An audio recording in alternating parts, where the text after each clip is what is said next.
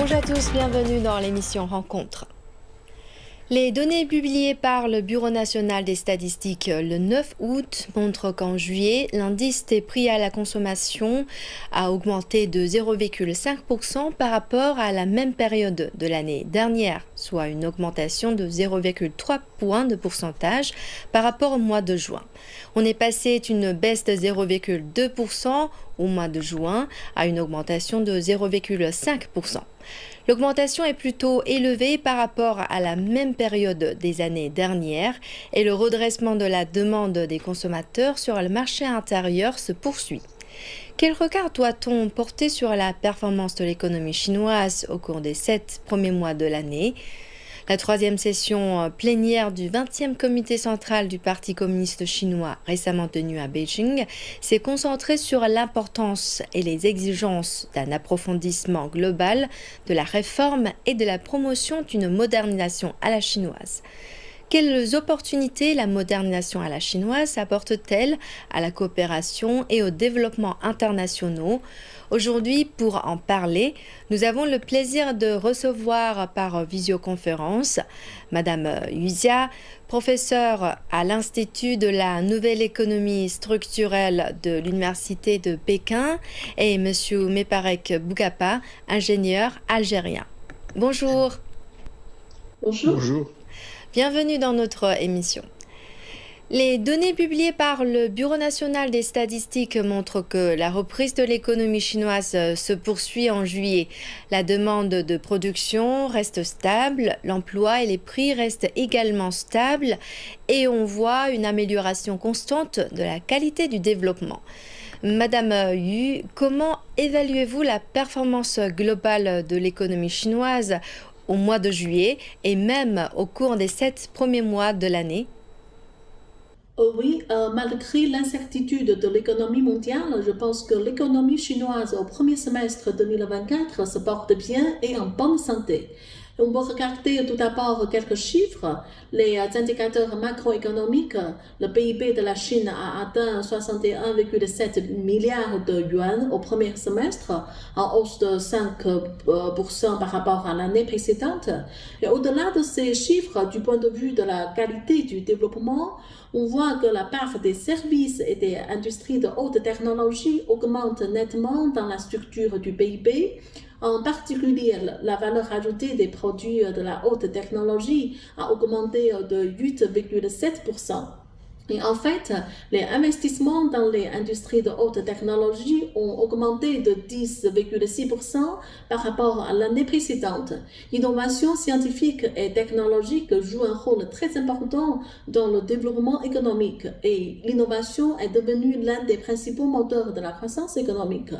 La bonne performance économique du premier semestre a été possible grâce à une série de mesures du gouvernement pour soutenir la croissance économique, avec notamment des mesures de relance budgétaire, de politique monétaire et de réformes structurelles. Il faut rajouter que le renforcement de la coopération internationale et le développement de nouveaux marchés sont aussi importants pour stabiliser l'économie chinoise et le développement durable à long terme. Et donc, je pense que dans l'ensemble, l'économie chinoise au premier semestre 2024 a montré un fort potentiel de développement face aux défis externes et aux pressions internes. Et on reste confiant que les objectifs de développement économique fixés par le gouvernement pour l'année 2024 seront atteints. Et Monsieur Bougapa, quel regard portez-vous sur la performance de l'économie chinoise au cours des 7 premiers mois de cette année?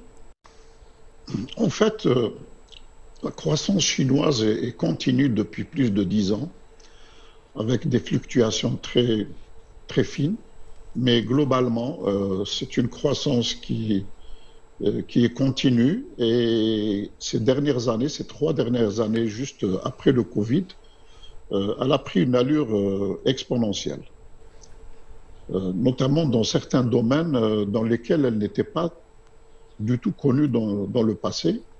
Par exemple, dans le domaine de l'automobile électrique, la voiture électrique. Donc cette croissance-là, qu'elle soit de 5% plus ou moins, elle est régulière et elle répond à à un équilibre entre la production et la consommation. Donc, si la consommation augmente, la production augmente. Donc, c'est réellement une économie indépendante. C'est comme ça que je vois la santé économique de la Chine.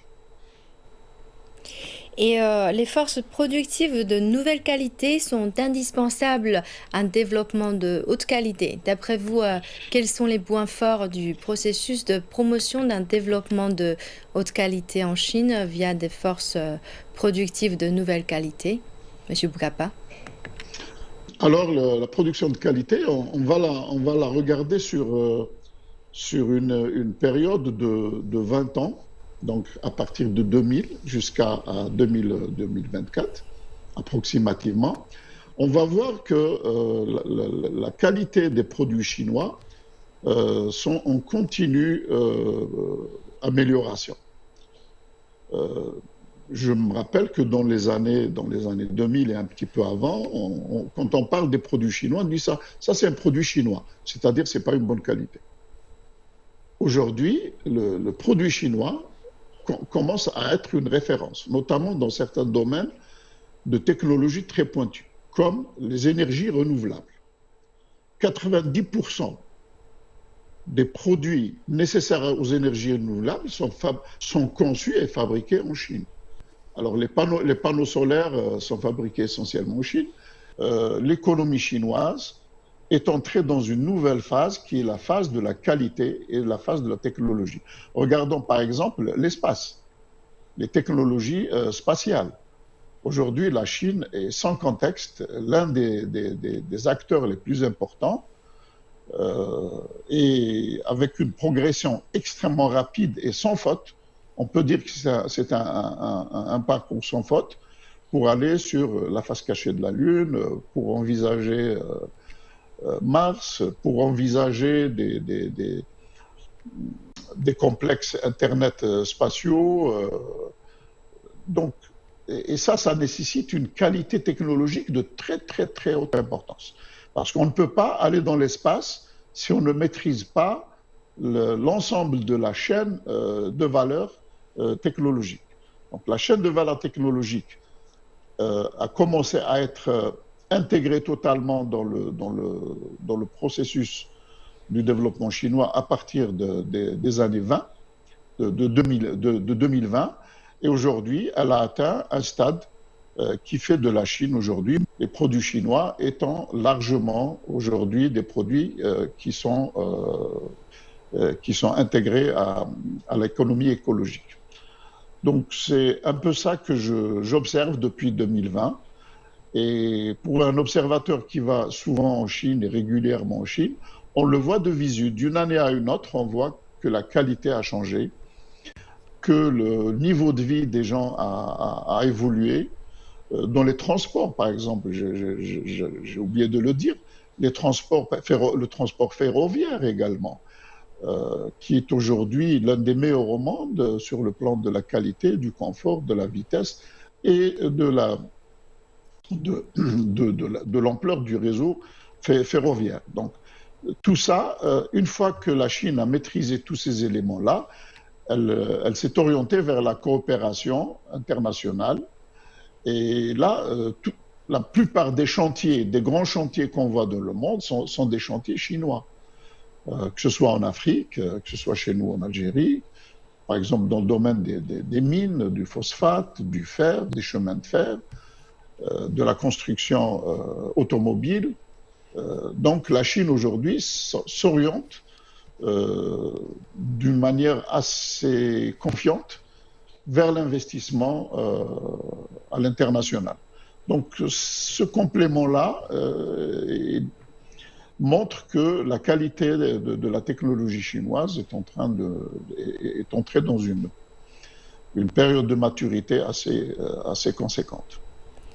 Le mot réforme apparaît 50 fois dans le communiqué de la 3e session plénière du 20e comité central du Parti communiste chinois. Les mentions d'un approfondissement global de la réforme sont également nombreuses. Madame Yu, selon vous, quelles sont les pratiques réussies de la réforme approfondie en Chine ? Oui, parmi les pratiques réussies de la réforme en Chine, je pense que le plus important est la création d'une économie de marché socialiste. Et c'est à la fois un marché efficace et aussi un gouvernement comme facilitateur. Et pendant 45 ans, depuis le lancement de la politique de réforme et d'ouverture, la Chine est passée d'un pays à faible revenu à un pays à revenu intermédiaire supérieur. Et la Chine a réussi à éliminer la pauvreté absolue dans le pays, et ce qui est la plus grande réalisation dans l'histoire de l'humanité. Et il faut mentionner que dans le processus de réforme, l'économie privée en Chine s'est considérablement développée et constitue une partie importante de l'économie chinoise. Le secteur privé contribue à plus de 50% des impôts, à plus de 60% du PIB, à plus de 70% des innovations technologiques, à plus de 80% d'emplois créés et à plus de 90% du nombre d'entreprises. Et je pense que les initiatives de réforme proposées par cette session plénière du comité central rendront l'économie chinoise plus résiliente, et notamment grâce à la construction d'un grand marché unifié à l'échelle nationale. Le développement économique sera plus équilibré entre les régions de l'Est et du Centre-Ouest, et l'économie sera plus ouverte pour un développement durable de haute qualité.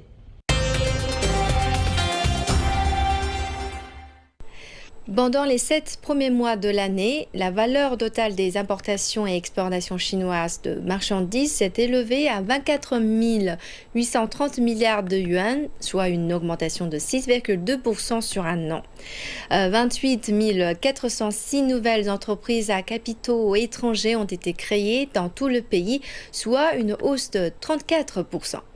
L'ouverture est un élément phare de la modernisation à la chinoise. La 3e session plénière du 20e comité central du PCC a proposé la construction d'un nouveau système d'économie ouverte de niveau supérieur.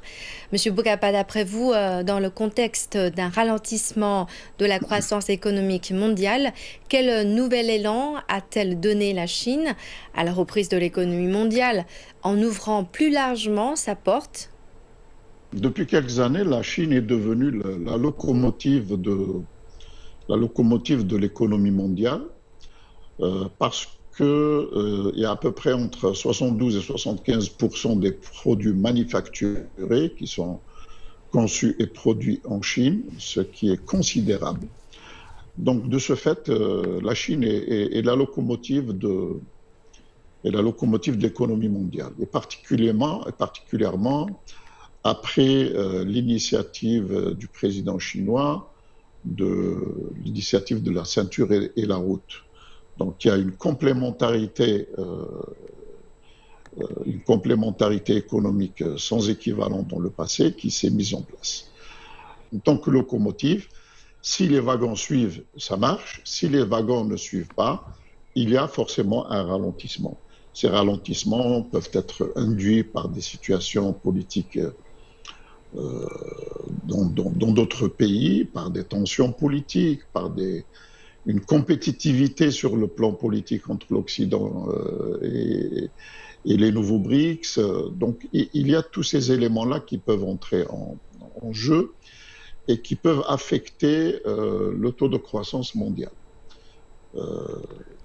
Mais quoi qu'il en soit, la Chine reste la locomotive de cette économie mondiale, et surtout qu'elle s'oriente vers la coopération dans d'autres pays, particulièrement en Afrique, parce que l'Afrique étant le parent pauvre du développement de ces derniers siècles, donc ce n'est que justice rendue qu'aujourd'hui la Chine s'intéresse particulièrement à aider les pays africains à se développer, quoi qu'on en dise.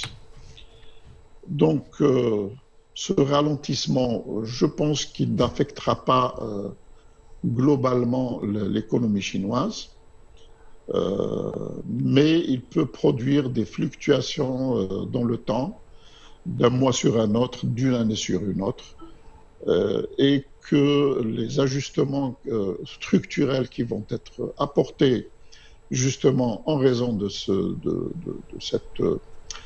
ralentissement, Je dirais que c'est pas seulement un ralentissement, c'est une évolution vers un autre type d'économie dans le monde. Avec les exigences du changement climatique, de la pollution dans le monde, donc doucement mais sûrement, la technologie évolue et va imposer une nouvelle forme d'économie durable, moins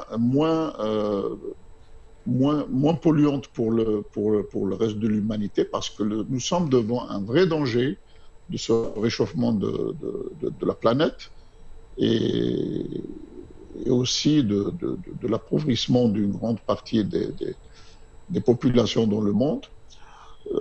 Donc, ces mouvements-là vont aller dans le sens de l'amélioration des conditions de vie des citoyens, parce que le calcul de la croissance, comme cela a été fait dans le passé, n'a pas tenu compte des inégalités sociales entre les pays, et ni entre les régions, ni entre les personnes du même pays ou de la même région. Donc, tous ces problèmes-là vont évoluer progressivement vers un développement plus durable, un développement plus écologique, un développement plus logique aussi. Et la Chine, je pense, je suis témoin de ce processus depuis une vingtaine d'années, a évolué d'une manière progressive mais continue vers la technologie propre, vers le bien-être social et vers l'évolution vers les énergies renouvelables. Aujourd'hui, la Chine est le premier producteur mondial de tous les équipements des énergies renouvelables, que ce soit pour elle-même, que ce soit pour le reste du monde. Et je pense qu'avec la baisse des prix des équipements pour les énergies renouvelables, on voit qu'aujourd'hui, en moins de 3 ans, le prix des panneaux solaires est divisé par 2. Le prix des batteries au lithium divisé par 2. Ce sont ces deux éléments-là qui sont les briques essentielles pour les énergies renouvelables, et particulièrement l'énergie photovoltaïque, qui intervient maintenant dans le secteur agricole, le développement de diminution de l'énergie polluante. C'est cette évolution-là, je pense, qui fera de la Chine à continuer à être un moteur et une locomotive pour le développement durable. Le FMI, la Banque mondiale, Morgan Stanley, Goldman Sachs et UPS ont récemment revu à la hausse leurs prévisions de croissance pour la Chine, une marque de confiance en l'économie chinoise. Madame Yu, d'après vous, dans quel domaine la Chine peut-elle générer de nouveaux points de croissance ? Oui, le Fonds monétaire international a récemment publié une mise à jour de son rapport sur les perspectives de l'économie mondiale qui prévoit une croissance mondiale de 3,2% cette année, et le FMI a relevé le taux de croissance de la Chine de 0,4 points de pourcentage à 5% cette année. Ces dernières prévisions de croissance de l'économie chinoise par les institutions internationales sont largement conformes aux objectifs de croissance fixés par le gouvernement chinois. Et donc, c'est un vote de confiance pour l'économie chinoise. Et pour aller plus loin, je pense que l'économie chinoise peut effectivement générer les nouveaux points de croissance. Et premièrement, l'industrie de haute technologie, qui a connu une croissance significative depuis ces dernières années et indique que l'économie chinoise se dirige vers une nouvelle phase de développement de haute qualité. Et deuxièmement, l'économie verte. La croissance rapide de la production de nouveaux produits énergétiques tels que les véhicules à énergie renouvelable, les batteries de stockage d'énergie et les photovoltaïques solaires reflètent le développement rapide. Et l'économie verte en Chine est une contribution importante pour la transition énergétique dans le monde. Et troisièmement, l'économie numérique. Le développement rapide de nouveaux modèles d'affaires tels que les commerces en ligne montre que l'économie numérique est devenue le nouveau moteur de la croissance économique en Chine. Comment la Chine peut-elle se développer tout en renforçant la croissance économique mondiale et promouvant la prospérité et le développement commun ? Et selon les estimations des institutions financières internationales, la contribution annuelle moyenne de la Chine à la croissance économique mondiale est supérieure à 30%, et ce qui en fait la Chine la plus grand moteur économique dans le monde. Et en plus, la sagesse chinoise contribue à la gouvernance mondiale et encourage la construction d'une économie mondiale ouverte, innovante et inclusive pour le développement mondial.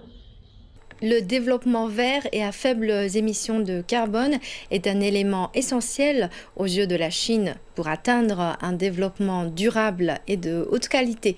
Les atouts écologiques régionaux deviennent progressivement des atouts économiques et industriels. Comment évaluez-vous la stratégie de la Chine pour développer une économie verte, Monsieur Boukapa? L'économie de la Chine, elle obéit à un processus planifié, c'est-à-dire que le gouvernement planifie, fait des plans quinquennaux avec des objectifs à atteindre. Ce qui n'est pas le cas dans les pays occidentaux où l'économie est juste soumise aux aléas de l'offre et de la demande et du profit immédiat. Donc c'est là la différence entre une économie planifiée avec des objectifs précis, et dans ce cas-là, le gouvernement, l'État met les moyens nécessaires. Quand il veut développer l'économie verte, le gouvernement chinois a mis des centaines de milliards de yuan dans ce domaine-là, que ce soit pour la recherche ou pour la production dans le domaine de l'économie verte, et particulièrement des énergies renouvelables et du véhicule électrique. Le véhicule étant également l'un des objets les plus polluants de la planète, donc il était évident que le fait d'opter pour le véhicule électrique, et avec une évolution extraordinaire en Chine, cela va contribuer, participer au développement de l'économie verte. Donc, c'est ça la différence entre les économies, et pourtant l'économie chinoise est également basée sur une économie de marché, mais c'est une économie de marché planifiée avec des objectifs et dans lesquels l'État met les moyens pour parvenir à ces objectifs-là. À l'inverse, dans les économies occidentales, c'est juste le profit immédiat qui compte, et la concurrence, j'allais dire financière. On ne tient pas compte il n'y a pas d'objectif. L'État ne peut pas fixer d'objectifs, ou difficilement, en tout cas moins qu'en Chine. C'est la raison pour laquelle le développement en Chine est plus rapide, parce qu'il obéit à une logique différente, qui obéit à une logique d'objectifs planifiés, décidés en haut lieu, et tous les acteurs et les opérateurs de ce développement-là se mettent en ligne dans ce sens-là, et ils ont les moyens de l'État. C'est-à-dire que l'État ne leur dit pas « allez-y, faites seulement ça », mais il le leur dit, mais il donne les moyens incitatifs, et c'est là qu'on voit que ce soit dans le domaine de la recherche scientifique, que ce soit dans le domaine de la production industrielle, les industries s'orientent vers ces créneaux-là, qui sont destinés à stimuler le développement vert, le développement écologique pour le bien de la planète. Un nouveau cycle de révolution technologique et de transformation industrielle remodèle le paysage mondial de l'innovation ainsi que la structure économique mondiale. Quels défis et opportunités voyez-vous dans ce processus? Madame Yu, quel est votre point de vue?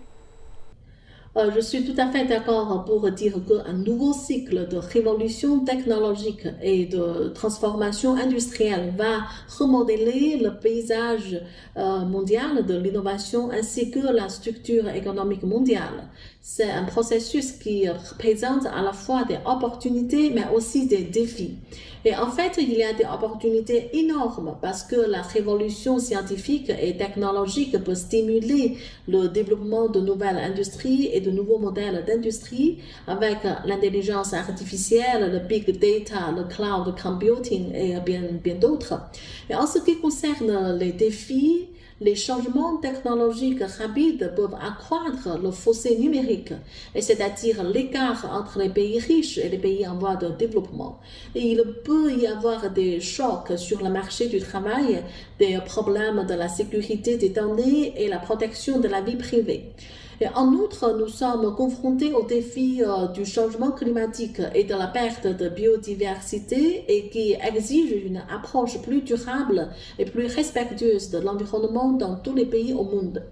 Et sur la coopération sino-africaine, oui, bien sûr, on a déjà fait beaucoup de projets ensemble dans le domaine, disons, comme l'infrastructure ou bien l'industrialisation, etc. Et afin de promouvoir les emplois et exports pour les pays africains. Et donc, comme le FOCAC va commencer tout de suite dans le mois prochain, donc on espère beaucoup de projets ensemble entre la Chine et les pays africains.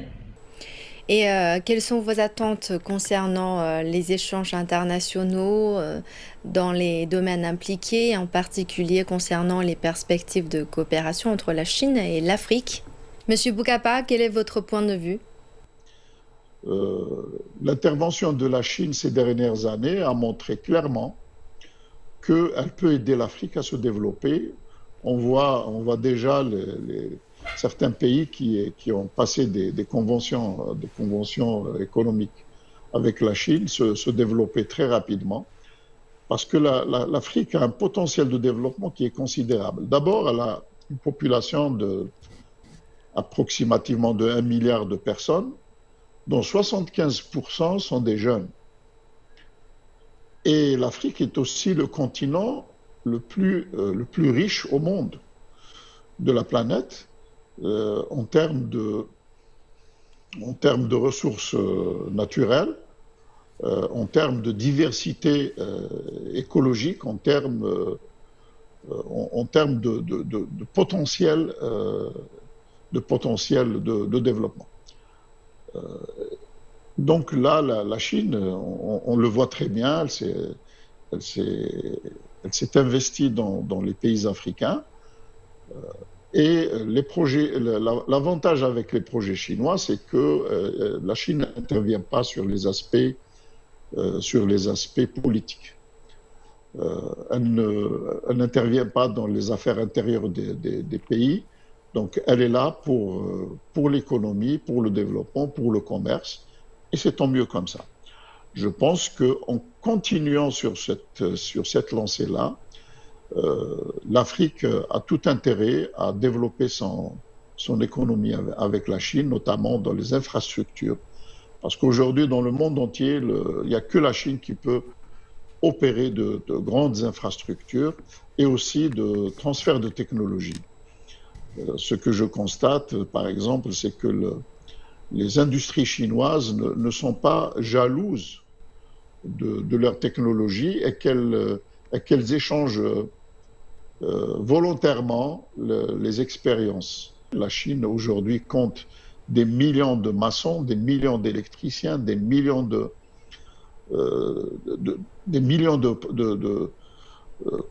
professionnels de tous les domaines et qui servent aujourd'hui de base.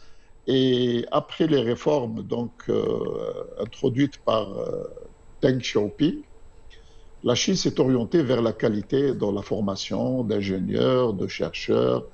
Et aujourd'hui, la Chine est passée numéro 1 dans le domaine des publications scientifiques. C'est pas un hasard. Je vous remercie, Madame Yu et Monsieur Boukapa, d'avoir participé à cette émission et d'avoir livré vos analyses. Merci. C'est moi.